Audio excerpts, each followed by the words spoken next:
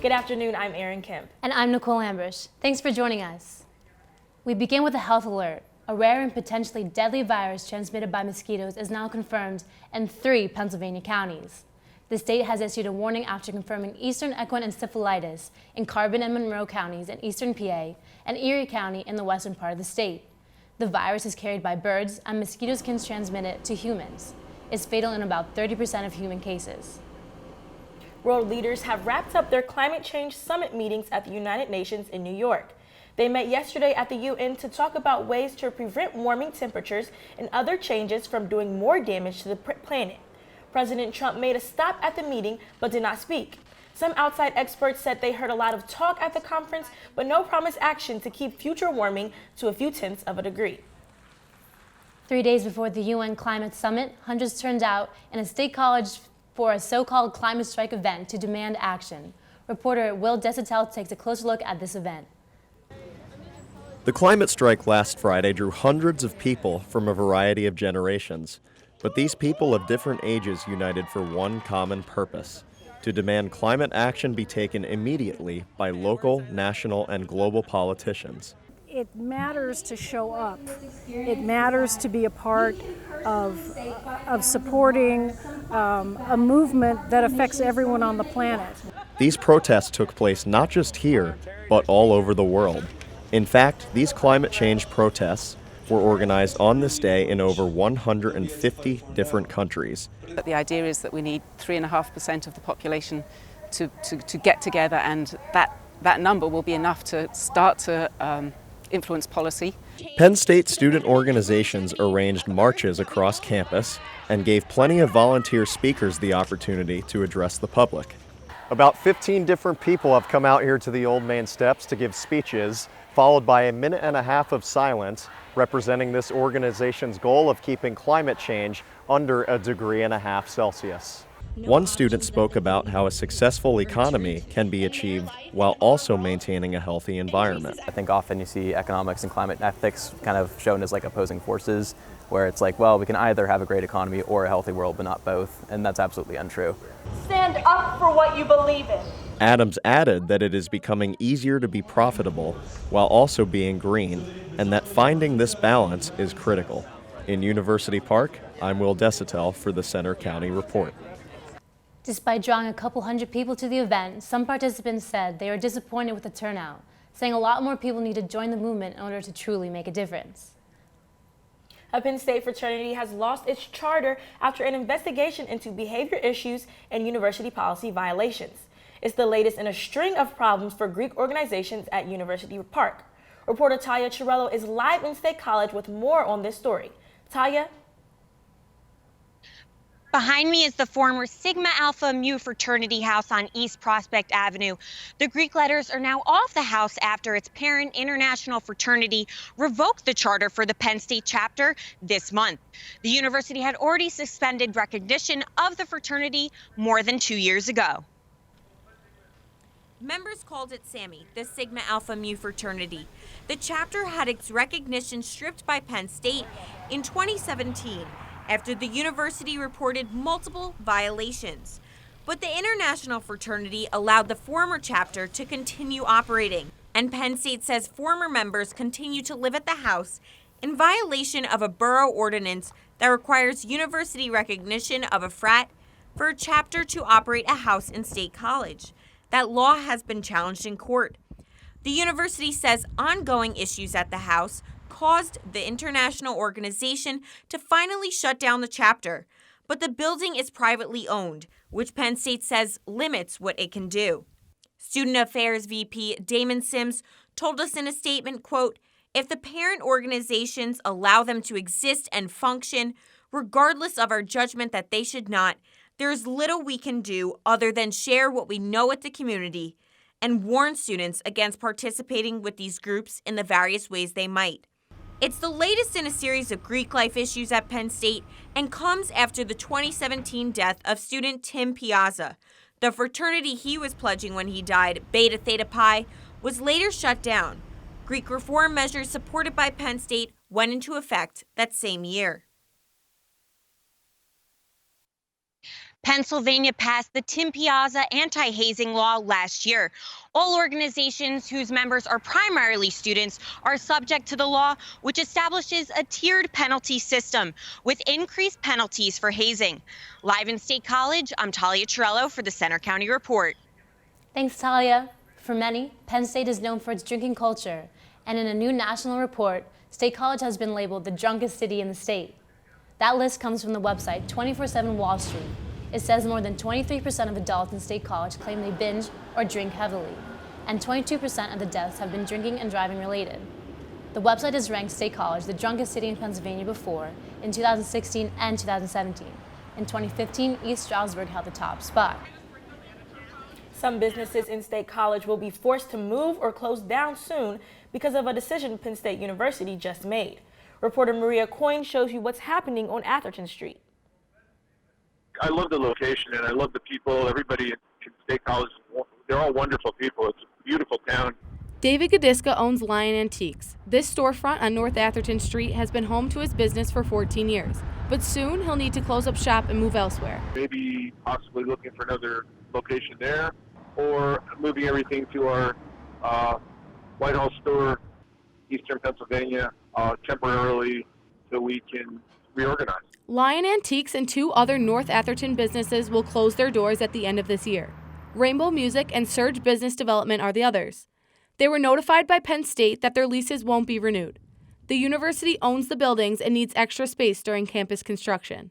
Office of Physical Plant spokesperson Trey Miller told us, quote, "While there are no specific long-term construction plans currently for the site, Penn State developed a need for the use of the property due to upcoming construction plans on campus that require additional flex space."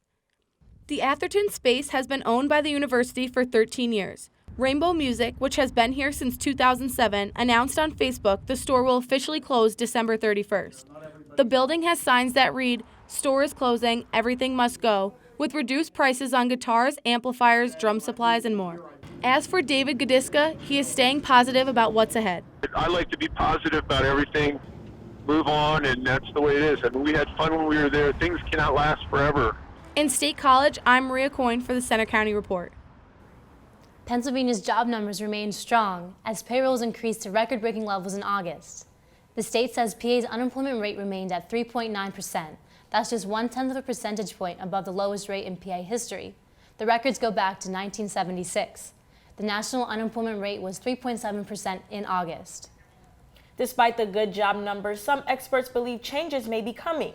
A recent Duke University survey says more than half of American chief financial officers expect a recession within the next year. For soon-to-be college graduates, that can make their job searches a lot tougher. We caught up with students at Penn State's Fall Career Days to talk about jobs.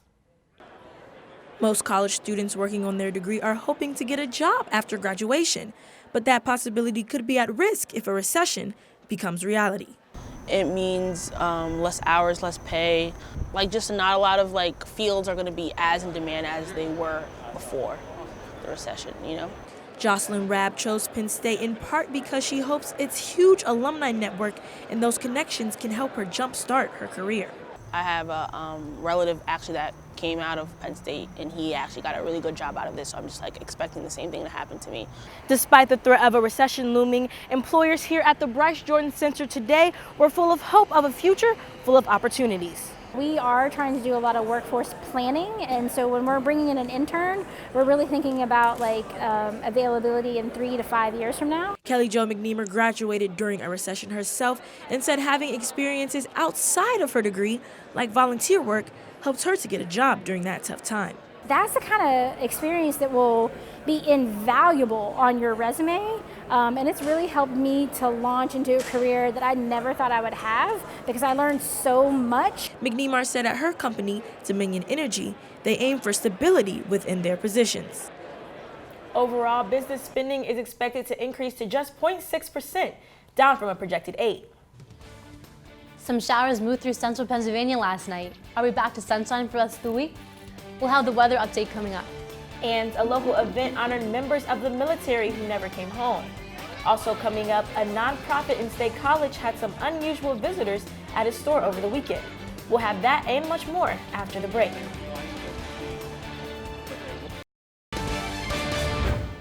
Penn State honored U.S. military prisoners of war and those missing in action during a special event on campus. ROTC members and the Arnold Air Society held a 24-hour vigil and remembrance ceremony for National POWMIA Recognition Day. The vigil was held Friday at Old Main and featured the Missing Man table, a tradition that includes empty chairs symbolizing those who never returned home. Penn State ROTC members stood watch over the table for 24 hours. I think it's our nation's responsibility to kind of like bring awareness to those people that fought for our country and gave the ultimate sacrifice for us and for our nation.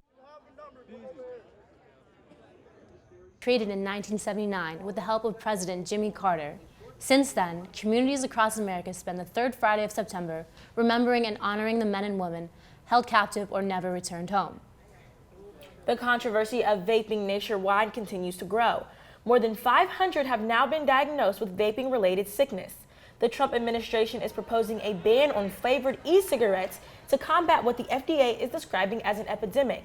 The FDA believes e-cigarette companies like Juul that have flavored e-cigarette pods such as cream and mango can attract minors and is leading to a health crisis. Vaping illnesses are already blamed for at least 8 deaths in the United States. Many see a ban as a good way to combat e-cig use by kids. I think it's good for the youth because Juul is intended to help smokers quit, and with the youth using the flavored Juul pods, I think it's kind of detrimental to their health. Juul says it's willing to cooperate with the FDA to fix the problem. So far, Michigan and New York State have banned flavored e-cigs, as well as Boulder, Colorado, and San Francisco, California. Walmart also announced it's no longer selling e-cigs. Pennsylvania public school students may soon be allowed to apply personal finance class credits toward graduation requirements. The state approved the bill yesterday and sent it to the House. Under the bill, a student who completes a high school course in personal finance will be allowed to apply up to 1 credit toward graduation requirements. Supporters say students should be encouraged to learn more about making good financial choices. The second annual Tessie Mountain Food Truck Fest happened on Sunday in Boalsburg. The event coincided with the Rock Roth Trail Fest, a fundraiser for the Friends of Rothrock State Park. 6 different truck vendors were there, including Brazilian Munchies, Tacos Incorporated, and Rosie's Pierogies. It all started at 9 a.m. with outdoor activities and wrapped up later that afternoon. The Percolators and the Crooked Line performed live music, and beer was available for purchase. A few outdoor retail shops also set up pop-up shops for people attending.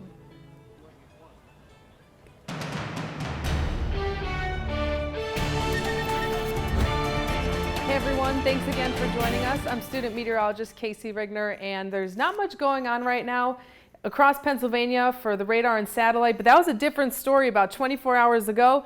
This cold front associated with this low off the coast of Maine brought some showers and thunderstorms for much of the mid-Atlantic and as well as the Northeast. Right now, I love to see this. These clouds are still working their way out of the area. Temperatures right now, 66 degrees here in State College with a northwest wind at 10 miles per hour. Temperatures across the rest of the region, mid-60s, starting to get a little bit closer to 70 degrees. Across the rest of the Commonwealth, Erie has a little bit of a lake breeze, 67 degrees, 61 in Bradford as well as Johnstown, a little bit warmer down in the southeast, 75 for Harrisburg and 74 for Philadelphia. Looking at the Futurecast model, let me track out the next couple of days for you. It's going to be dry for the remainder of the day today. Overnight tonight, it's going to continue to clear out. And for much of the day on Wednesday, it's going to be clear due to a high pressure that's located to our south. Now you can see this cold front is starting to approach the state, and that may bring some showers for northwest Pennsylvania on Thursday, very, very early Thursday morning. This is 4:30 a.m. Just some spotty showers. This is by no means going to be a washout. It's sort of a weaker front, but I don't want to rule out a stray shower or two here in central Pennsylvania. And then, so today, it's going to be a gorgeous day, a fall-like day, 70 degrees. Those clouds are going to continue to clear out. Northwest wind at 5 to 10. It may even be breezy at times with gusts possible up to 20 miles per hour. It's going to cool off tonight. Temperatures are seasonable. It's the second official day of fall, so these average high and low temperatures are continue to get lower and lower as we head over the next couple of months. That's not going to be the case for tomorrow. High pressure will have above average temperatures, 76 degrees. That wind shifts to the south, bringing in those warmer temperatures for tomorrow. Now, the next 7 days after this front passes, it's going to be a gorgeous Friday. High pressure in the region once again, 75 degrees and sunny. If you have some outdoor plans, Friday is going to be a perfect day to do so. But then by Saturday, we have another cold front, so we may have some few showers on Saturday. Otherwise, the beginning of next work week is going to be beautiful. Temperatures still above average in the upper 70s. A pretty warm start to the first week of fall. Good thing we don't have a football game here Saturday. Speaking of sports, we throw it to Maria. Here's Maria Coyne with sports. Penn State volleyball suffered a stunning loss over the weekend before bouncing back against a Pennsylvania rival. That's next in sports. Also coming up, high school football. We'll take you to Tyrone for highlights from their game against Bellefonte. Stick with us.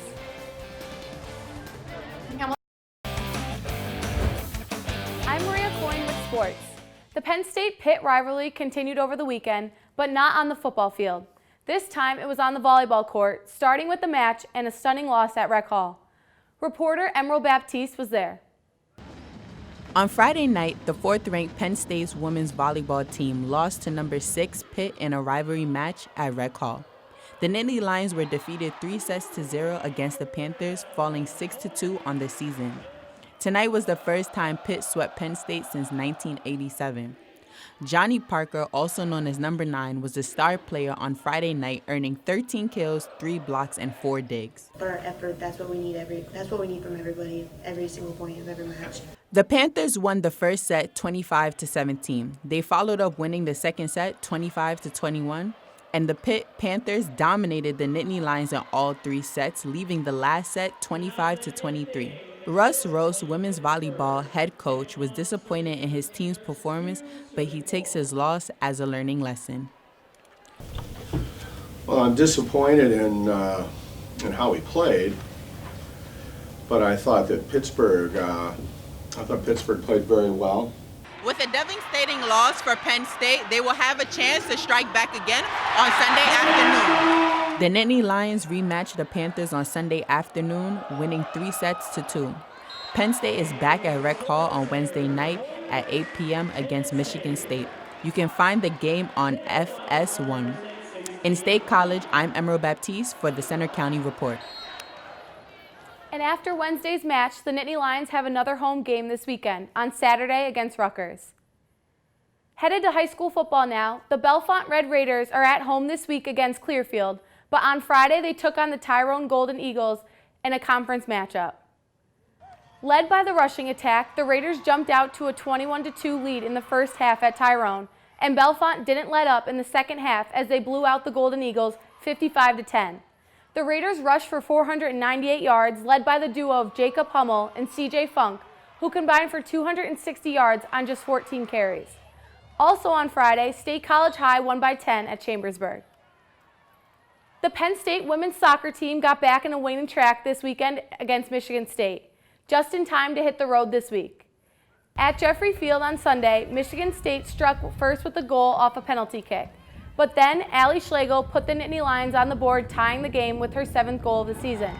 The Lions led going into a halftime with a goal by Peyton Lenahan and an assist by Frankie Taliaferri. Devin Olive scored her first career goal, leading the Lions to a 5-1 win. Penn State heads to the Midwest next for games next weekend against Minnesota on Friday and Wisconsin on Sunday.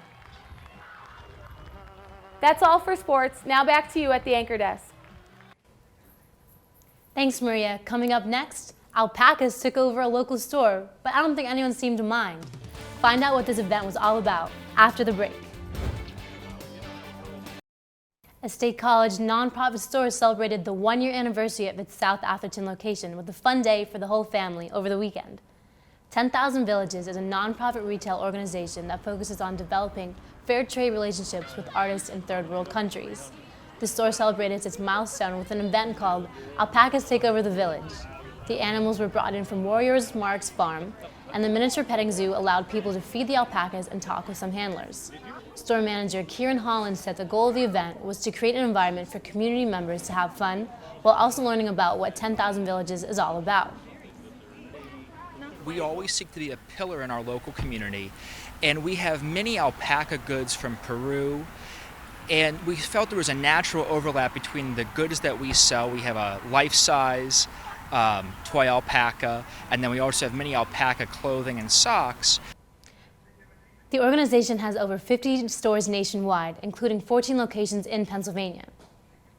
That's all for today's newscast. You can find more of our stories on our website, centercountyreport.com. And you can follow us anytime for breaking news on our Twitter feed, that's at Center County REP, or on our Facebook page. We also have a Center County Report Instagram. Join us for our next newscast on Friday. Have a great day.